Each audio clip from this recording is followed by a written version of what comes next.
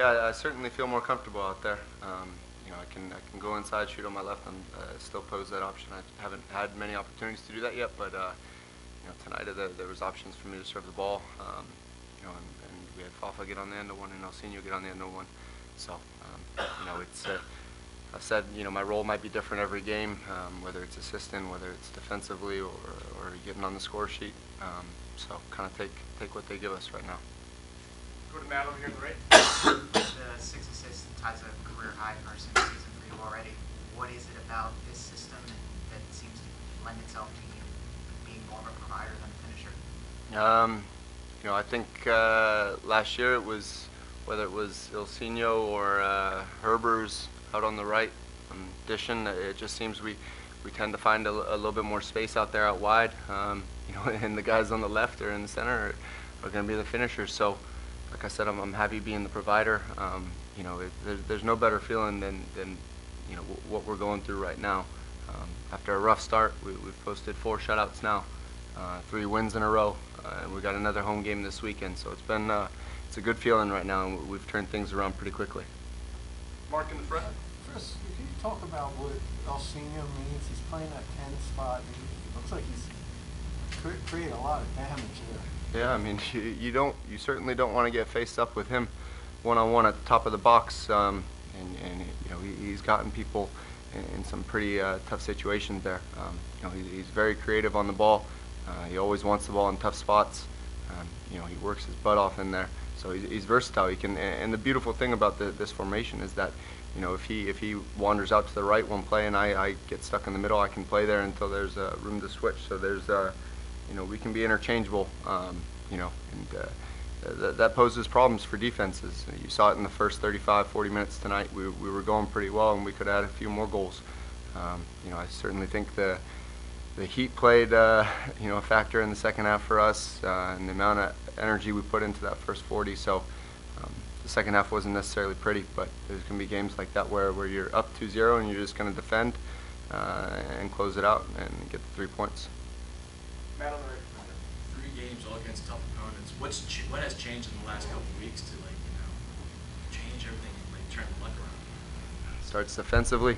I think we were hard done by a few results earlier in the year. Certainly, we weren't an 0-4-4 team.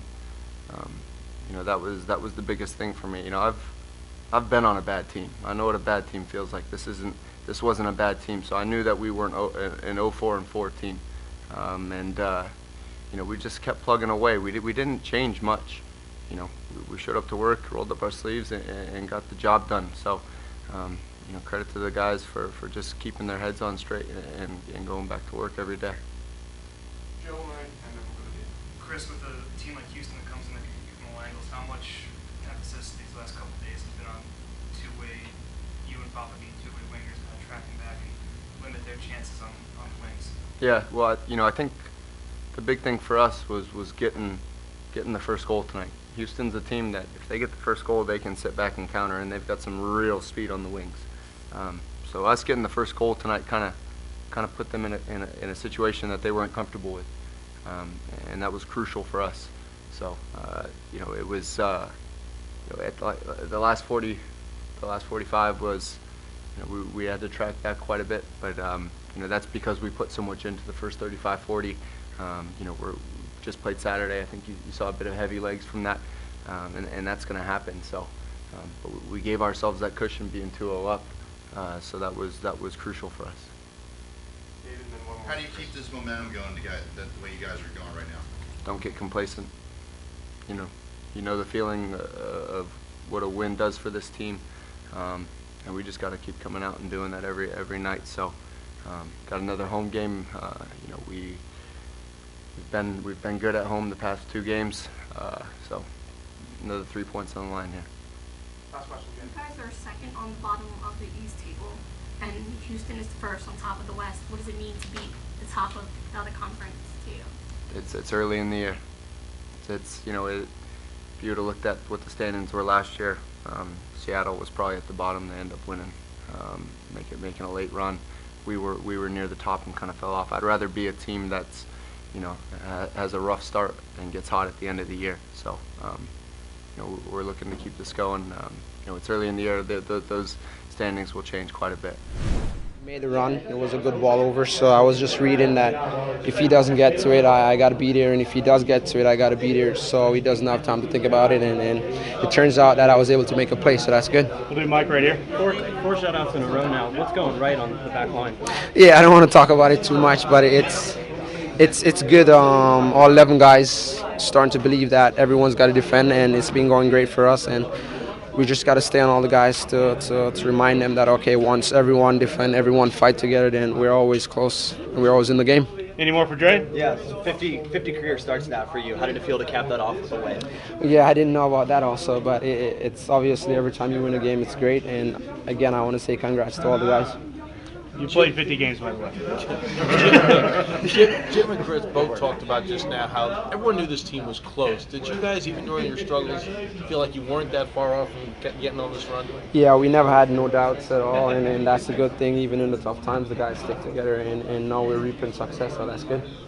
Can you take us through the play where you scored the goal tonight?